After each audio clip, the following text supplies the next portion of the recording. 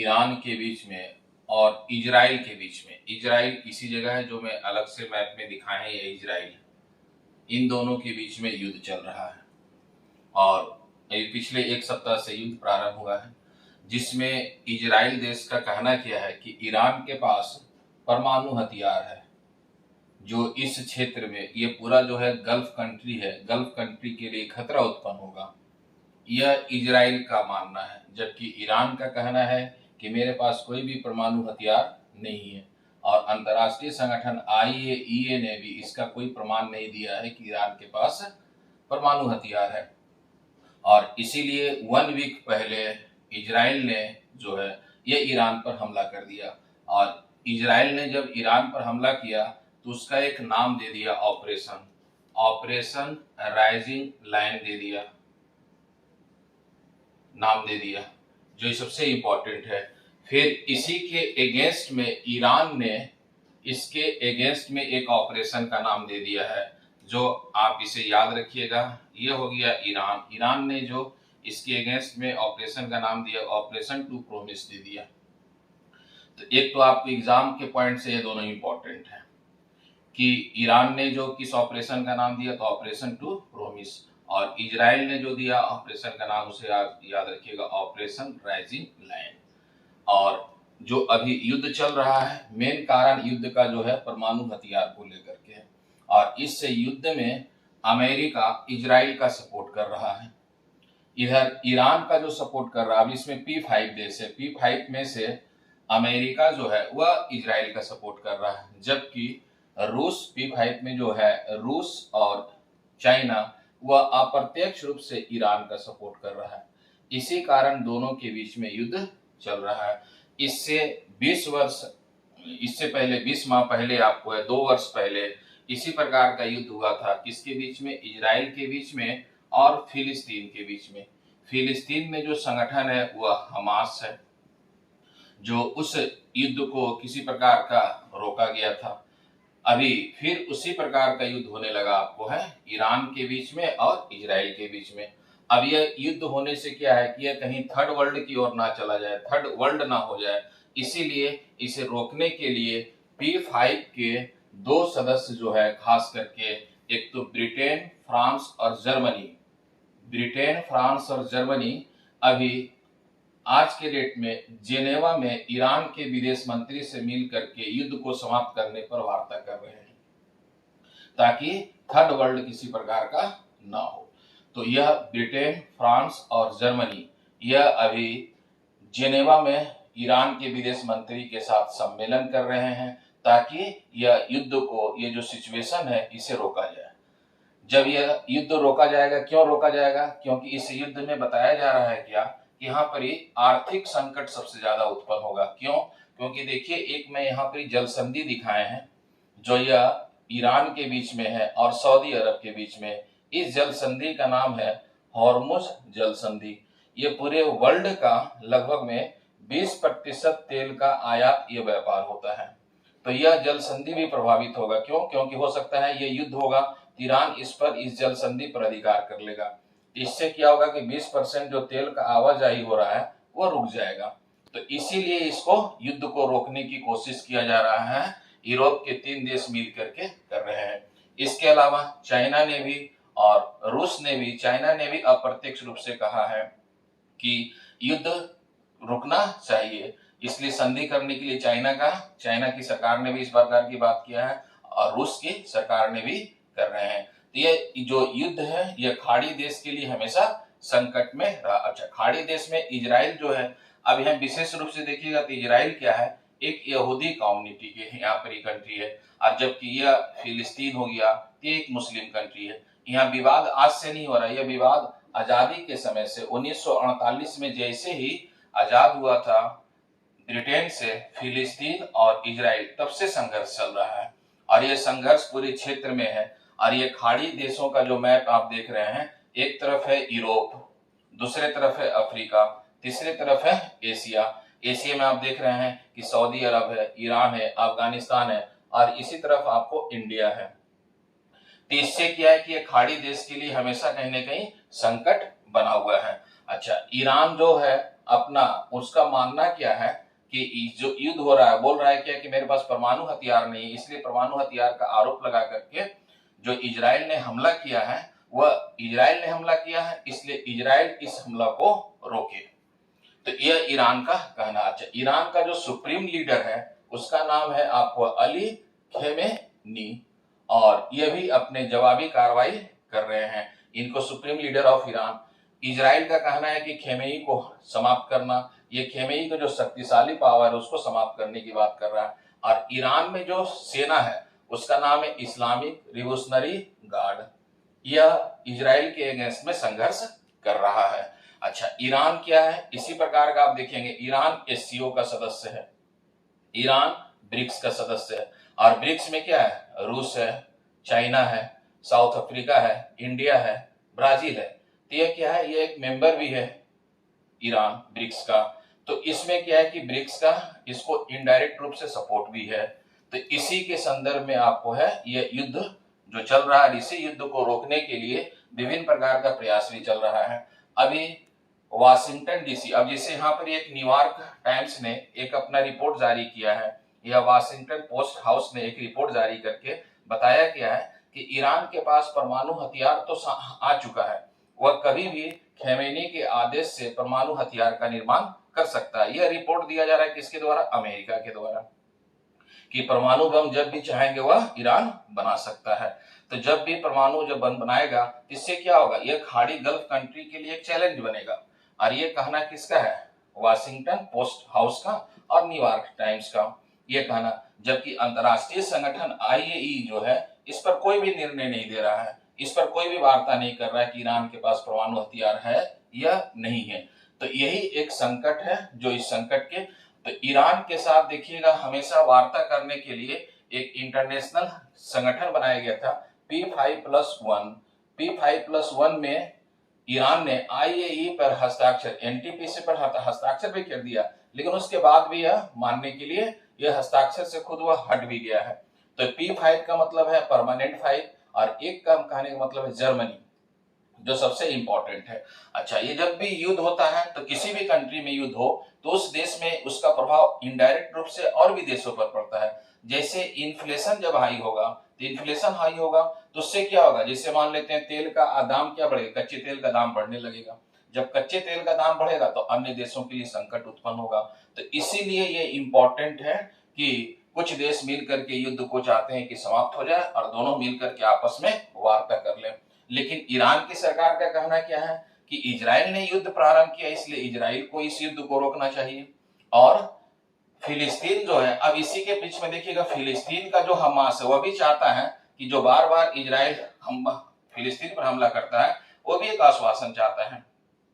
तो यहाँ जो कुछ ग्रुप है, जिस ग्रुप के विषय में अक्सर न्यूज़पेपर में भी आता है और ये एग्जाम के लिए भी इंपॉर्टेंट है, तो फिलिस्तीन में जो ग्रुप है उसको कहा गया हमास, लेबनान में जो ग्रुप है उसको किया गया हिजबुल्ला, इराक में जो ग्रुप है 2 लाख लगभग में फाइटर है पीएमओ कहा गया है, पॉपुलर मोबिलाइजेशन फोर्स है। फिर ईरान में जो है ऑपरेशन टू प्रॉमिस मैंने बता दिया, और ईरान में कौन सा है, इस्लामिक रेवोल्यूशनरी गार्ड है। यमन में कौन है, हुती, ये एक उग्रवादी मिलिटेंट है, ये भी लाखों की संख्या में है। सीरिया में है बशर अल मसर, ये लगातार हमला है जो है, इनके बीच में युद्ध होते रहता है। और यह भी याद रखिएगा जब भी स्वतंत्र हुआ है 1948 में इजराइल, सबसे पहले इसने मिस्र पर हमला किया था 1956 में और 1967 में। इसी प्रकार इजराइल ने लेबनान पर भी हमला किया 1978 में, 1982 में और 2006 में। किसके द्वारा किया गया था, यह इजराइल के द्वारा। तो यह इराक, अच्छा इराक फर्स्ट और इराक सेकंड वार हुआ ही है आपको है, जो कुवैत को लेकर के हुआ था 1990 में पहला इराक फर्स्ट वार हुआ और दूसरा जो हुआ था 2001 में हुआ था। ईरान के साथ संघर्ष चल ही रहा है। यमन में जो है हुती जो ग्रुप है वह भी एक्टिव हो गया है इसी कार्य के लिए। सीरिया में जो ग्रुप है बशर अल मसर है वह भी एक्टिव है जो इससे जुड़ा हुआ। तो यहाँ कुछ मिलिटेंट भी है जो इनडायरेक्ट रूप से ईरान का समर्थन कर रहे हैं, और ईरान का समर्थन करने के कारण है जो ईरान भी अब अपने नए नए हथियार से यह इजराइल पर हमला कर रहा है। और ईरान ने क्या किया है कि अभी तेल अवीव जो है इजराइल का शहर है तेल अवीव, यहाँ पे आपको हमला करके उसके बहुत सारे क्षेत्रों को नुकसान पहुंचा दिया है। इसलिए अभी एक सप्ताह युद्ध ही हुआ है, इसमें बताया जा रहा है क्या कि इजराइल का जीडीपी 1.50 नीचे गिर गया है। तो मैं बोला क्या कि जब भी युद्ध होगा तो उसका प्रभाव इकोनॉमी पर पड़ेगा, और इसी इकोनॉमी पर पड़ने के कारण आपको है इससे, लेकिन फिर भी अमेरिकी सरकार जो है इजराइल को हमेशा सपोर्ट किया है। ये फंड जो लिखा हुआ आप देख रहे हैं, इसमें 30,000 करोड़ रुपया प्रति वर्ष अमेरिका इजराइल को फंड देता है। इसके अलावा 4,500 करोड़ रुपया भी ये फंड दिया जाता है। और इस युद्ध में इजराइल ने निम्नलिखित मिसाइल का प्रयोग कर रहा है। इसके पास 4 डिफेंस मिसाइल है जो इससे जुड़ा हुआ, आप देख रहे हैं कि डेविड स्लिंग है, आयरन ड्रोन है, एरो लॉन्ग रेंज मिसाइल है, आयरन बूम है। यह है इजराइल का मिसाइल जो इसमें प्रयोग कर रहा है।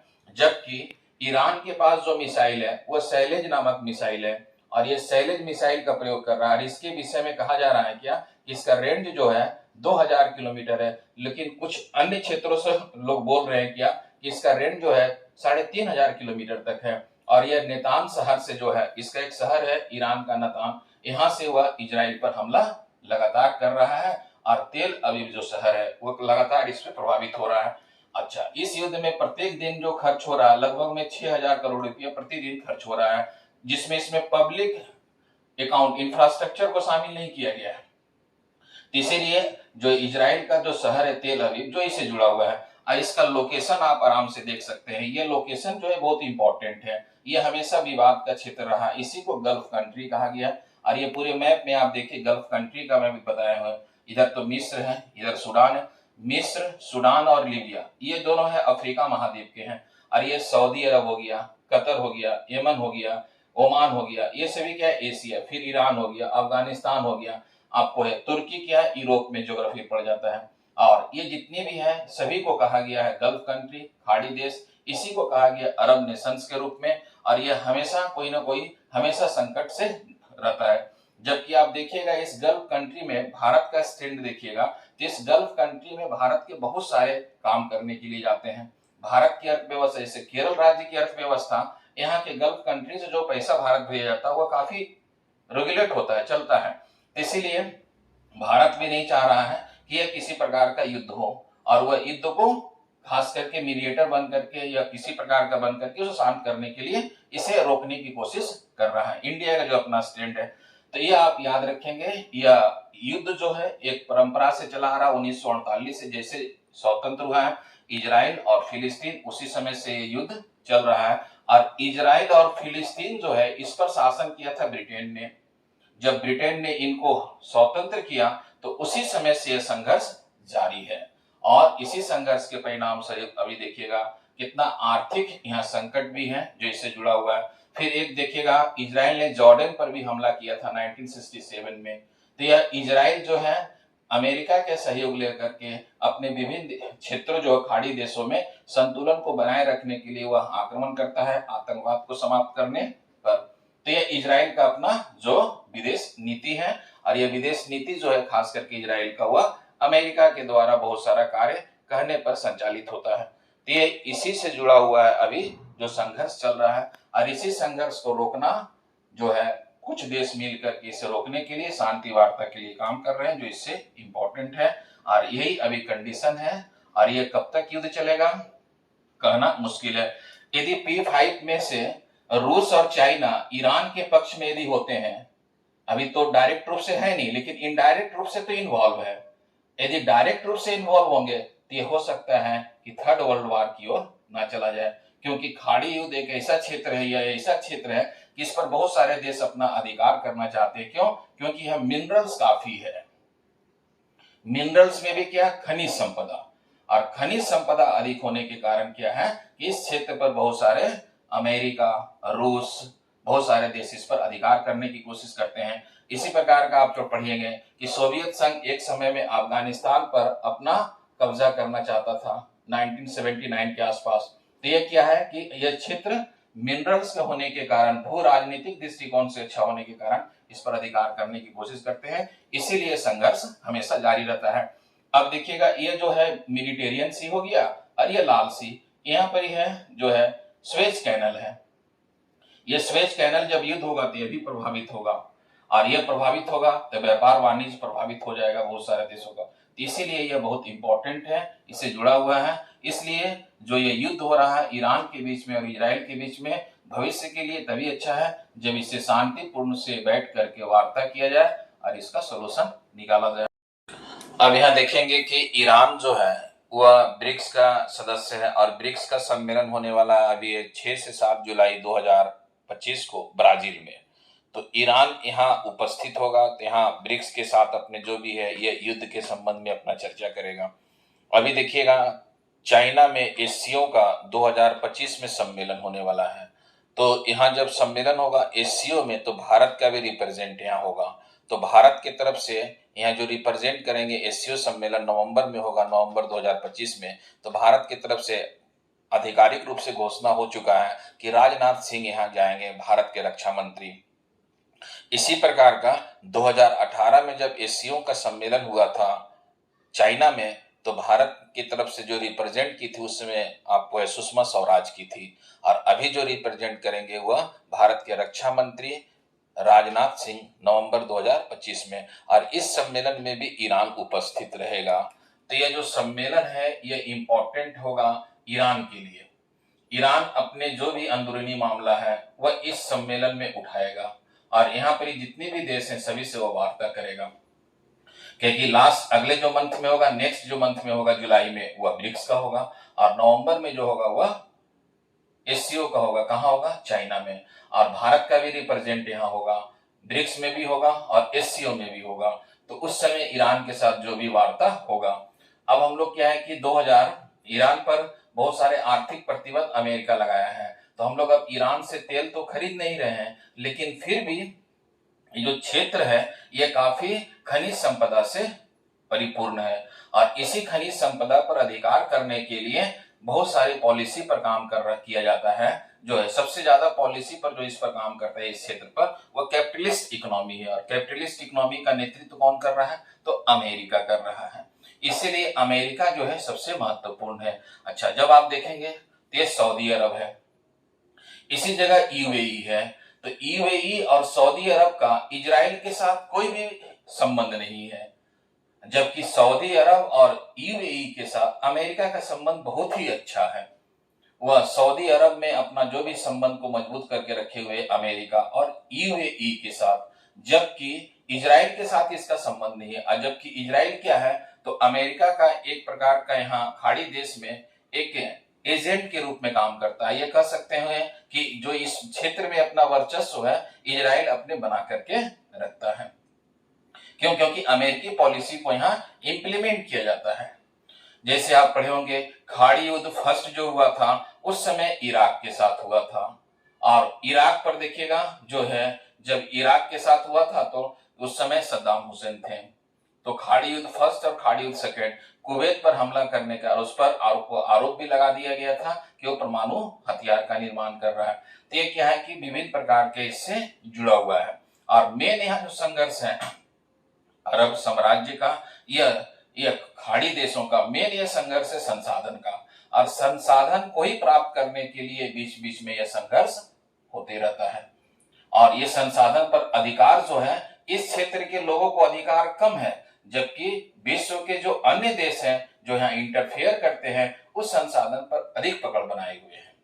इसीलिए यह संघर्ष जारी रहता है। कभी देखिएगा इजराइल फिलिस्तीन संघर्ष होगा, कभी इजराइल ईरान के साथ संघर्ष होगा, कभी इजराइल मिस्र के साथ होगा, कभी इजराइल लेबनान के साथ होगा। तो ये क्या है? यह संघर्ष का मुख्य कारण है संसाधन, और संसाधन को ही अधिकार करने पर विभिन्न प्रकार का कार्य किया जाता है। अब देखिएगा ईरान जो है शुरू से बोल रहा है कि इसके पास परमाणु हथियार नहीं है। क्यों? क्योंकि आईएई जो अंतरराष्ट्रीय संगठन है यह तो इसकी जानकारी दे ही नहीं रहा है। जानकारी किसके द्वारा दिया जा रहा है? ये अमेरिका का पत्रिका है न्यूयॉर्क टाइम्स, और अमेरिका का जो वाशिंगटन हाउस है ये जानकारी दे रहा है। और अमेरिका जो है ये कहना है कि ये ईरान जो है परमाणु बम का निर्माण करके इस क्षेत्र के संतुलन को बिगाड़ रहा है, इसीलिए ईरान पर यह आरोप लगाया जा रहा है। अब देखिएगा एक नया सिचुएशन बन गया है। नया सिचुएशन में देखिएगा कि यहाँ मैंने एक त्रिभुज बनाए हैं और यहाँ 3 देशों का मैंने यहाँ दिखाए हुए हैं। बी से है बांग्लादेश, सी से है चाइना और पी से है पाकिस्तान। जैसे अभी देखिएगा जून में 20 जून जिस दिन मैं पढ़ा रहा हूं उसी दिन आपको है बांग्लादेश के मंत्री, चाइना के जो है मंत्री और पाकिस्तान के मंत्री, ये तीनों मिल करके चाइना का एक प्रांत हुनान, वहां पर इन लोग तीनों आपस में मिल करके वार्ता कर रहे हैं। अभी कुछ समय पहले आपने पढ़ा होगा कि 2024 में खास करके बांग्लादेश की जो पीएम थी शेख हसीना, उनकी सत्ता को बेदखल कर दिया गया और यह बेदखल करने का भी अंतर्राष्ट्रीय कारण रहा है। इस पर मैं अलग से बताऊंगा कि क्या कारण रहा है। क्यों? क्योंकि शेख हसीना के साथ जो है बांग्लादेश का और भारत का संबंध बहुत ही प्रगाढ़ था। अभी जो बांग्लादेश के जो अंतरिम सरकार के पीएम बने हैं मोहम्मद यूनिस, वह आपको पाकिस्तान के साथ ज्यादा उनका लगाव है, चाइना के साथ ज्यादा लगाव है। अब ये देखिएगा कि भारत के अगेंस्ट में आप कह सकते हैं कि अभी ट्राइलेटरल मैकेनिज्म बन गया है, ट्राइलेटरल मैकेनिज्म है जिसमें बांग्लादेश शामिल है, जिसमें चाइना शामिल है, जिसमें पाकिस्तान शामिल है। और पाकिस्तान के जो आधिकारिक मंत्री है आज बैठक करके ये अपना आधिकारिक रूप से एक पत्र भी जारी कर दिए हैं। ये पत्र जारी करने का मतलब क्या है? इंडिया के अगेंस्ट में, और इंडिया के अगेंस्ट में बांग्लादेश, चाइना और पाकिस्तान। और इस तरह की चाइना जो है भारत के अगेंस्ट में पाकिस्तान के साथ मिल करके सी पैक पर भी काम कर रहा है।